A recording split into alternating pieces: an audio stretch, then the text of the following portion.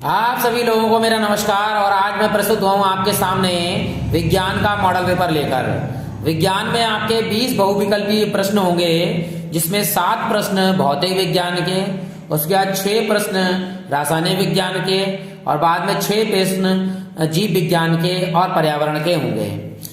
इनको बहुत अच्छे से तैयार कीजिएगा। कोशिश कीजिएगा इन 20 प्रश्नों में से लगभग आपको कम से कम 18 नहीं तो पूरे 20 के 20 तैयार होने चाहिए, ताकि आपकी डिवीजन और अच्छी आ सके। चलिए देर ना करते हुए शुरू करते हैं। पहला प्रश्न है आपका 1.5 वोल्ट विद्युत वाहक बल के सेल का आंतरिक प्रतिरोध 3 ओम है, तो सेल से प्राप्त धारा का अधिकतम मान होगा। तो ये जो दे रखा है वोल्ट विद्युत वाहक बल, इसे विद्युत वाहक बल भी बोलते हैं और इसे विभवांतर V से नोट भी करते हैं। तो V बराबर आपका हो गया 1.5 वोल्ट को V से नोट करते हैं। और प्रतिरोध कितना दिया है? प्रतिरोध होता है R बराबर 3 ओम दिया है। और हमें धारा निकालनी है। धारा I का जो फार्मूला होता है वो आपका होता है V/R। V का मान कितना है? 1.5 और R का मान कितना है? 3। दशमलव नीचे दशमलव लगाइए, संख्या के नीचे 0 लगाइए। दशमलव से दशमलव क्या हो गया? कैंसिल। ऊपर बचा आपके पास 15, नीचे बचा आपके पास 30। 15 एकम 15 और 15 दूनी 30, अर्थात यह आया आपका 1/2। और 1/2 को हम जब भाग करेंगे आधा का मतलब होता है 0.5 और धारा होती है एम्पियर में, जिसे हम ए से नोट कर लेते हैं। इसका मतलब हमारा आंसर है 0.5 ए। ये बी ऑप्शन नंबर बिल्कुल सही है। दूसरा प्रश्न है प्रकाश का वेग निम्न में से किस माध्यम में सबसे अधिक होता है? अर्थात प्रकाश जो है किस माध्यम में सबसे तीव्र गति से चलता है? वह होता है आपका निर्वात। निर्वात में जो प्रकाश की चाल होती है भी बता दें। निर्वात में प्रकाश की चाल होती है 3 × 10⁸ मीटर प्रति सेकेंड। इसे भी आप याद कर लीजिएगा। और सबसे अधिक चाल जो प्रकाश की है वो निर्वात में ही होती है, बाकी सब में अलग अलग होती है।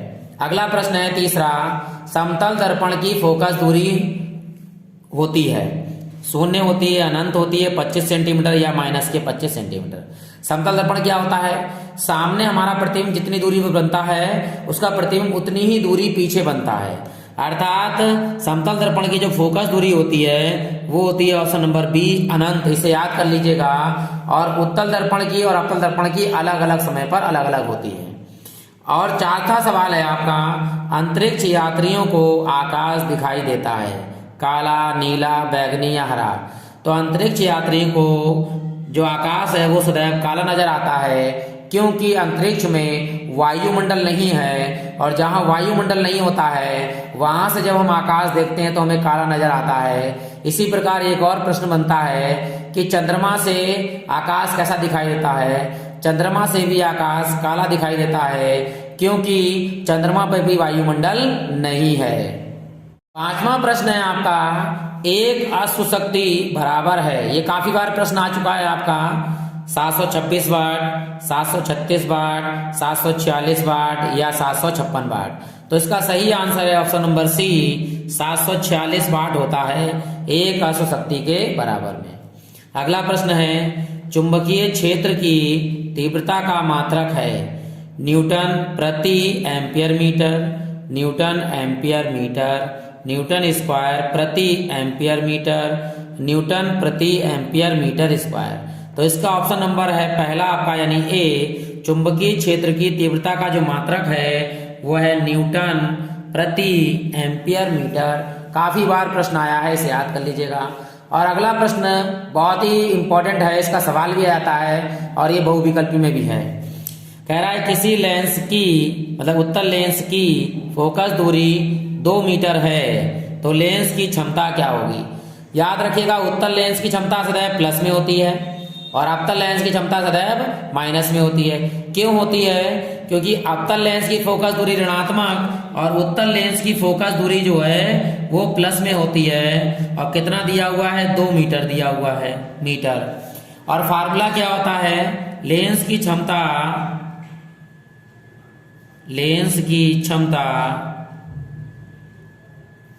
P बराबर होता है, अगर मीटर में दिया है तो 1/f, ये मीटर में है। और यदि ये सेंटीमीटर में दिया होता तो 100/f सेंटीमीटर में होता है, ये भी आप याद रखेंगे।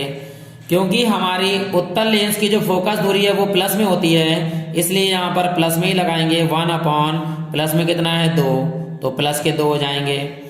अब जब 1 को 2 से भाग करेंगे, नहीं आधा जो होता है वो 0 पॉइंट होता है, कितना आएगा 0.5। और लेंस की क्षमता का मात्रक है डायोप्टर को नोट करते हैं D से, और ये काय में होगा आपका प्लस में होगा। तो इसका ऑप्शन नंबर है पहला वाला ए ऑप्शन, 0 मतलब प्लस में 0.5 D यानी डायोप्टर। माइनस में कौन सा होता, माइनस में होता जब अवतल लेंस होता तब। अगला प्रश्न है 8वां, शुद्ध जल का pH मान है। हम सभी लोग जानते हैं कि शुद्ध जल का जो pH मान होता है वो होता है 7। 0 से लेकर 14 तक pH मान होते हैं। इसमें मैं आपको और बता दूं, यदि विलयन अम्लीय है तो उसका pH मान जो है वो 7 से कम होगा, यानी 7 अम्लीय छोटा होगा, 7 बड़ा होगा। और यदि विलयन क्षारीय है तो उसका pH मान 7 से ज्यादा होगा, ये आपको याद रखना है। और शुद्ध जल का pH मान 7 होता है। अगला प्रश्न है 9वां, बहते हुए रक्त को रोकने में उपयोगी यौगिक है। खाने का सोडा, नौसादर, धावन सोडा, फिटकरी। आप सभी लोग जानते हैं रक्त को रोकने के लिए फिटकरी का प्रयोग होता है। इसीलिए जो भी नाई शेविंग बनाता है तो आपने देखा होगा कि शेविंग के बाद वो फिटकरी लगाता है, क्या, ताकि कहीं रक्त निकले तो वो रक्त रुक जाए। अगला प्रश्न है आपका 10वां, निम्नलिखित में से कौन सा एक भौतिक परिवर्तन नहीं है। भौतिक परिवर्तन और रासायनिक परिवर्तन क्या होते हैं? भौतिक परिवर्तन वे होते हैं जिनकी अवस्थाएं तो बदल जाएं लेकिन कोई नया पदार्थ ना बने। और रासायनिक परिवर्तन वह होता है जिनमें कोई नया पदार्थ बन जाता है। चलिए अब देखते हैं कौन सा इनमें भौतिक परिवर्तन नहीं है पूछा है। अर्थात इनमें 3 ऐसे परिवर्तन होंगे जो भौतिक परिवर्तन होंगे, लेकिन उनमें से एक ऐसा होगा जो भौतिक परिवर्तन नहीं होगा, वो रासायनिक परिवर्तन होगा। वो बताना है आपको।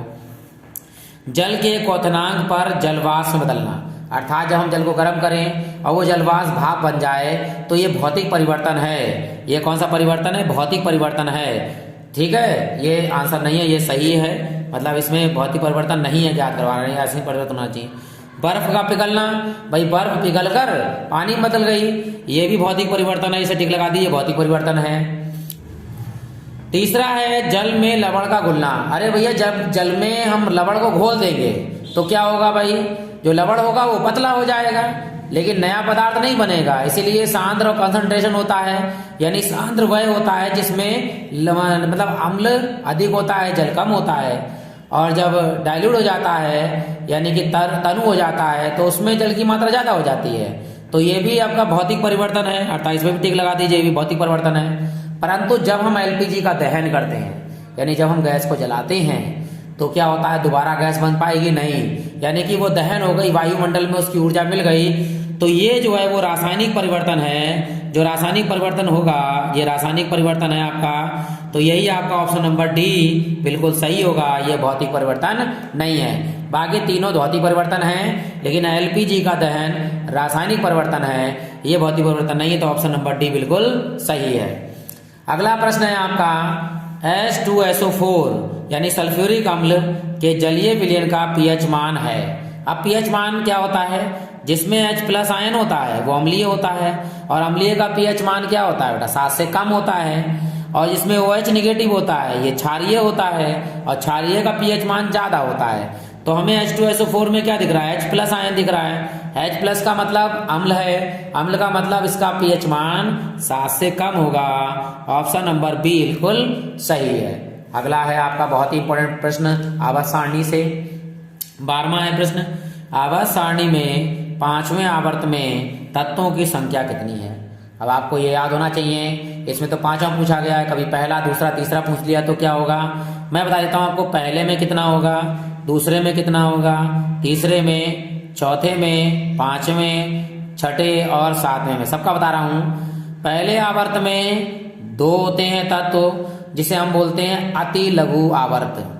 दूसरे वाले में होते हैं 8 और तीसरे वाले में भी होते हैं 8। इन दोनों को बोलते हैं दीर्घ मतलब लघु आवर्त। ये होता है अति लघु आवर्त, इसे बोलते हैं अति लघु आवर्त।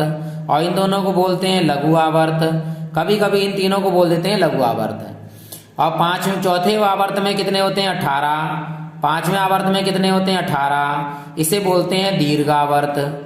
और जो छठे में है इसमें होते हैं 32 और सातवां अभी अपूर्ण है इसमें है 23, वो 23 है इसमें, तो इसे बोलते हैं अति दीर्घ आवर्त। याद रखिएगा पहले में 2 तत्व अति लघु आवर्त, दूसरे और तीसरे में 8-8 लघु आवर्त, चौथे पांचवें में 18-18 दीर्घावर्त और छठे में 32 और सातवां 23 है, इसमें अभी अपूर्ण है तो इसे बोलते हैं अति दीर्घ आवर्त।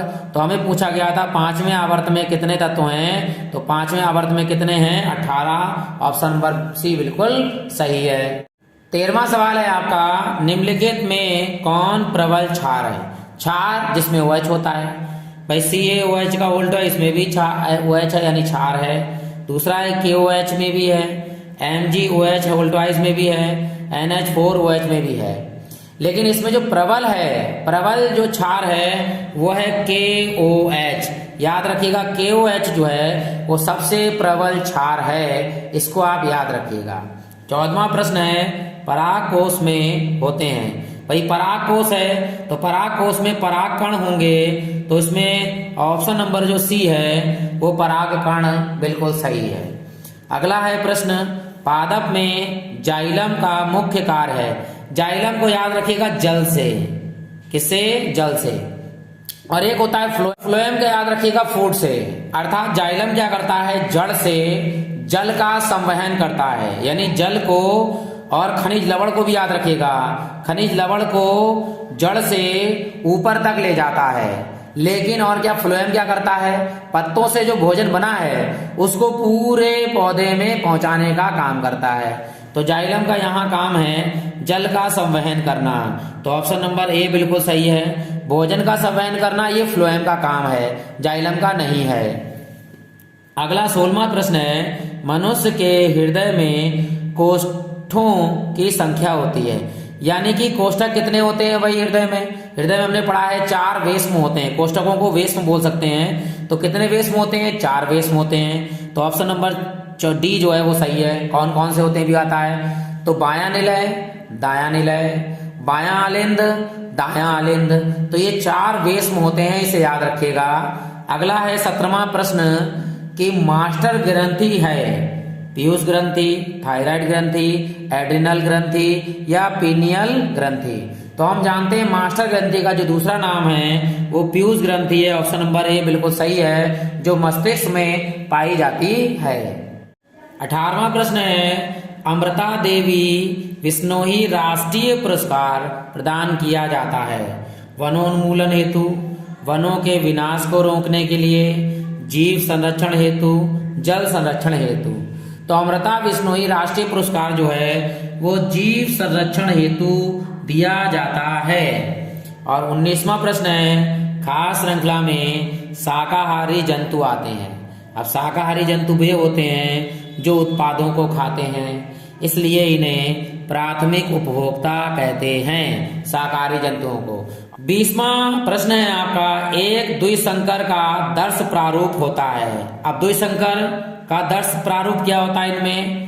1:2:1 या 2:1:1:1:2 या 9:3:3:1 या 3:1।